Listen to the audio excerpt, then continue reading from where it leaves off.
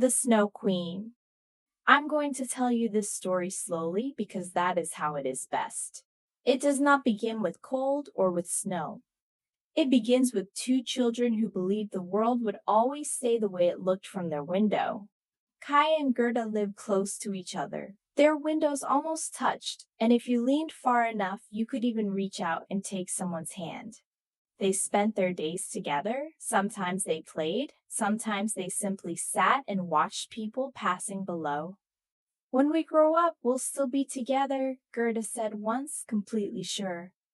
Of course, Kai replied as if it could not be any other way.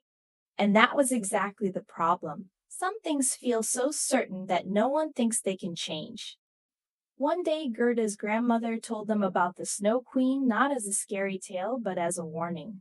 She doesn't like noise or laughter, the grandmother said, and most of all, she doesn't like warm hearts. Kai laughed. No one can steal my heart, he said. Don't say that, the grandmother replied. Some things happen quietly. And maybe that was the most important thing the children did not understand. Because when something comes quietly, no one is ready for it. Do you know what the strangest part is? When a person changes, it rarely happens all at once. They sat on the bench like always. It was cold, but they didn't feel it much because they were together. Look how beautiful it is outside, Gerda said, gazing at the snow. Beautiful, Kai repeated. Cold, and nothing more. Gerda looked at him surprised. You didn't talk like that before. I'm just telling the truth, Kai said, shrugging. And right then something small happened, so small that no one noticed. A snowflake landed in his eye for just a moment. Kai blinked and said, Oh, does it hurt? Gerda asked at once. No, he said, just strange. From that moment, Kai began to see things differently. Don't be like that, Gerda said one day. Like what? He replied. Real? She didn't know what to say. And sometimes when we don't know what to say, we become quiet. That quiet was the first sign that something important had already changed. The next day, Gerda noticed Kai wasn't waiting by the window the way he usually did. Are you coming? She called.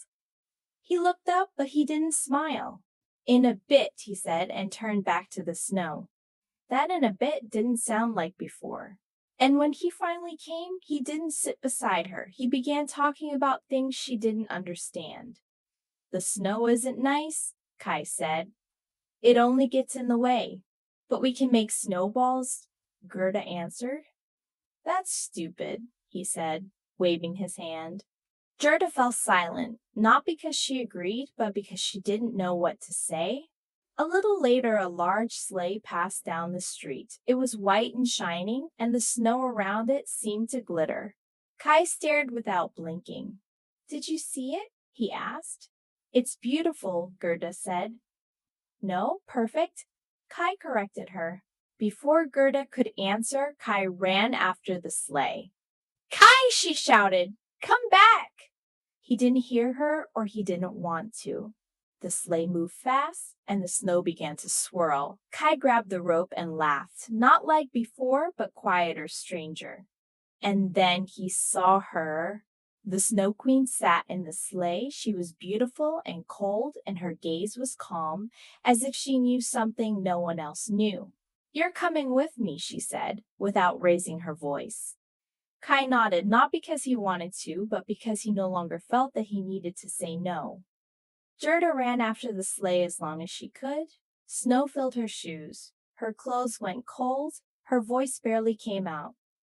Kai, she cried again. Please! But the woman was already far. So far she became a small point in the snow. And then she disappeared. Gerda stopped. She stood alone on the street and didn't know where to go. Kai, she whispered. No one answered. People began gathering. Someone said they had seen a boy on a sleigh. Someone else said he surely went home. But Gerda knew it wasn't true. She had seen his eyes. She had felt it. This time he hadn't left by himself. When evening came, Gerda sat by the window and waited. Lights went out one by one outside. Kai did not return. He'll come tomorrow, she told herself. He just stayed outside. But morning came, then another, and Kai was still gone. One day, Gerda went to the river and leaned over the water. Have you seen Kai? She asked quietly. The river did not answer, but the water stirred as if it were listening. And in that moment, Gerda decided something important. She didn't say it out loud right away. She just felt it clearly. Fine, she whispered. If you don't come back, I will find you. That was not an easy promise a child makes. It was a decision. The next morning, Gerda woke early, not because someone called her, but because the thought of Kai would not let her sleep. She sat on her bed and looked at her shoes. They were ordinary but comfortable, exactly the kind you can walk far in. I'll be back, she whispered, though no one heard. I'll just find him. Gerda left the house and followed the path by the river. And somewhere was better than nowhere. As she walked, Gerda spoke out loud to herself. Sometimes it helped. Kai must be cold, she said. I have to find him quickly. The sun appeared and disappeared behind clouds. The river murmured beside her as if keeping her company. Gerda stopped and leaned toward the water. If you know where Kai is, she whispered, tell me. The river did not answer in words, but the current seemed to push her gently forward as if saying, keep going. Gerda walked a long time. Her feet grew tired, but she didn't stop.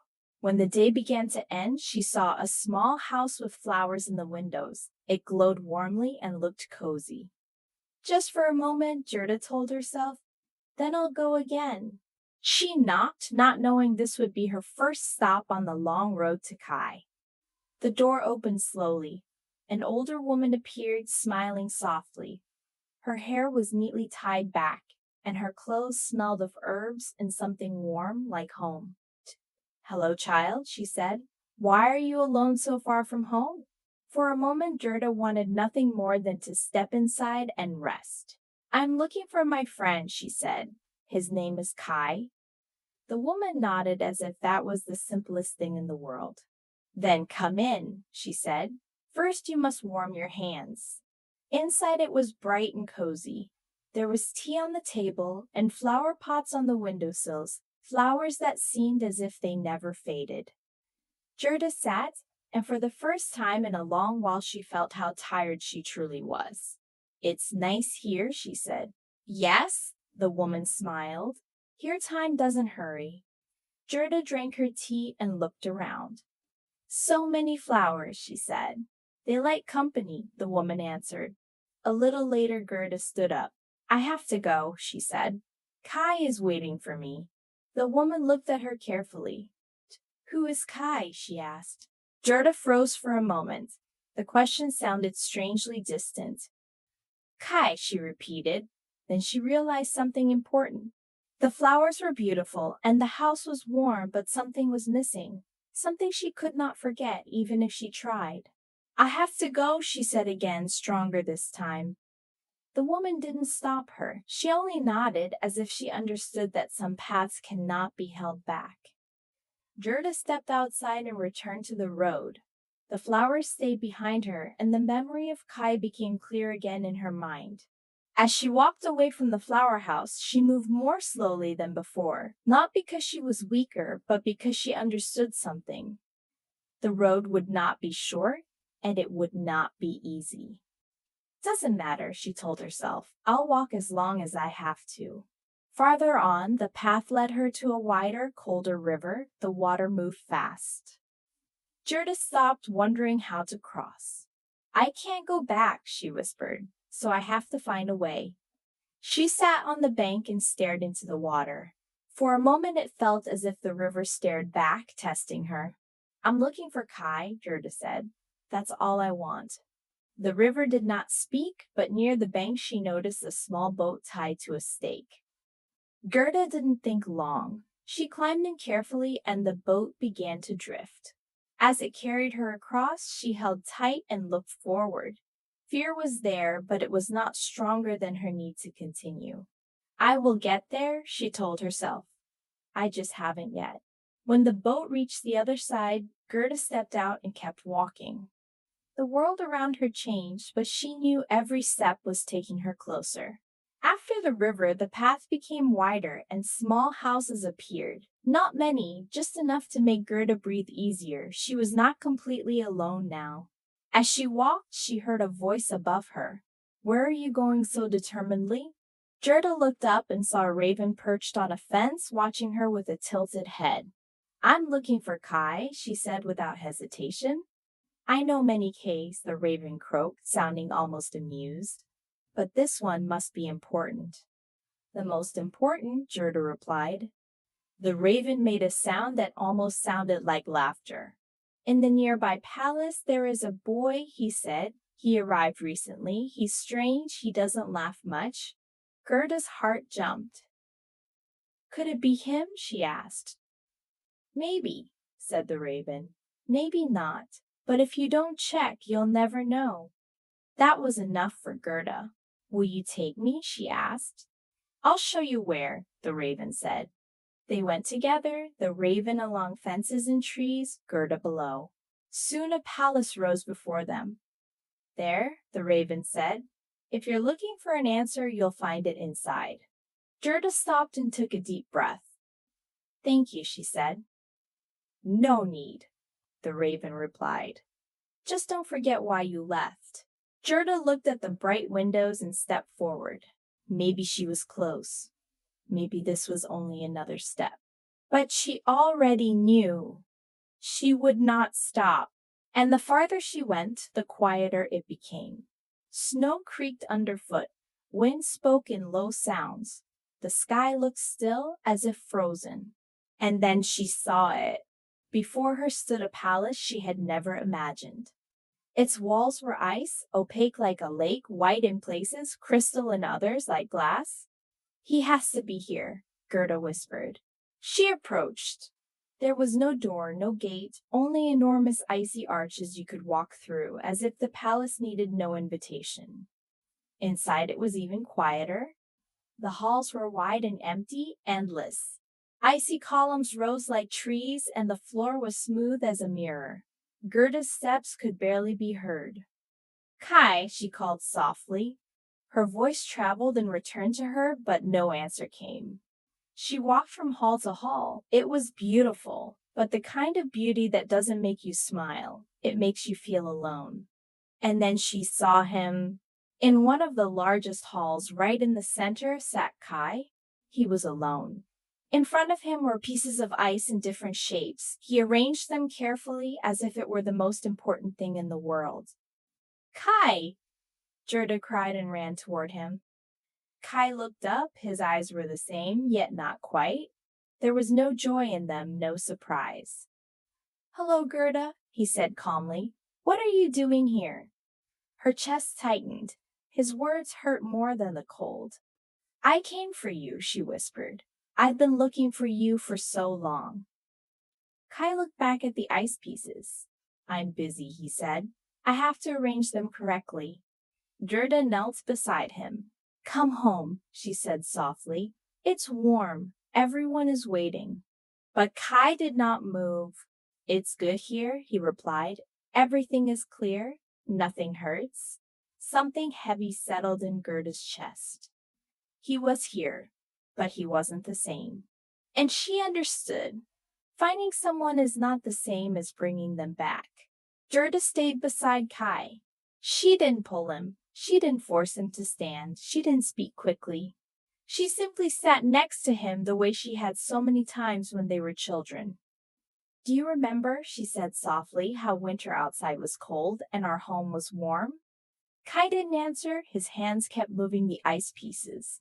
"Do you remember the roses?" Gerda continued, "how we watered them and how we argued whose was prettier?" Kai's hand paused for a moment. Gerda noticed, and her heart tightened, but she did not stop. "I looked for you everywhere," she said. "I thought if I didn't find you, the world wouldn't be the same." Kai lifted his head. For a moment something flickered, something not ice, not cold, but familiar. "Why did you come so far?" he asked. Because you're my friend, Gerda answered simply, and because I didn't want you to be alone. The words were not loud, not long, but they were true. Something shifted. A small piece of ice slipped from Kay's hand and fell to the floor. Then another. His eyes filled with tears before he even understood how. Gerda, he whispered. I don't remember when I stopped feeling anything. Gerda hugged him. The cold in the hall didn't vanish, but it wasn't so heavy anymore. The ice on the walls seemed to lose a little of its harsh shine. For the first time in a long time, Kai was not alone. Kai stayed in Gerda's embrace. He didn't pull away. He wasn't sure what he felt, but he knew it was lighter beside her. It's so quiet, he said after a while, as if nothing ever happened. And to me, it feels like many things happen here, Gerda answered. Kai looked around. The palace was still huge and icy, but it didn't feel so empty. He glanced at the ice pieces he had arranged for so long. Before they had seemed important. Now they looked like nothing but cold. Why was I arranging them? He asked. Maybe you were searching for something, Gerda said. But sometimes what we search for isn't where we are looking. Kai pushed the ice aside. For the first time in a long time, he didn't want to touch it. Then a sound moved through the palace, soft, like a breath. A few ice crystals slid down the wall and melted before they reached the floor. Did you see? Kai whispered. Gerda nodded. This isn't the end, she said. But it is the beginning. Kai took a deep breath. His chest no longer felt so empty. And though the palace was still made of ice, for the first time in a long time there was something in it besides cold. There was hope. After a long silence, Kai stood. He didn't rush. He looked once more at the palace that no longer seemed so enormous or so important. I think we can go, he said. Gerda smiled. She didn't ask where. When someone is ready, the path shows itself. They walked together. As they moved, the ice beneath their feet no longer felt so hard. In some places, small drops of water appeared. On the walls, faint shining trails formed as if the cold was slowly pulling back. Outside, the air was still cold, but not heavy. Kai breathed in deeply, as if for the first time in a long time. The world looks bigger, he said. And more alive, Gerda replied, because you're looking with different eyes. As they walked, the snow around them began to change. The white did not disappear, but softer shadows appeared inside it. It no longer sounded lonely. They didn't talk much. There was no need. They were together, and that was enough. Somewhere far away, almost unnoticed, winter began to step aside for something warmer, not quickly, not suddenly, but surely. And step by step, Gerda and Kai walked back toward home. Not only along a path,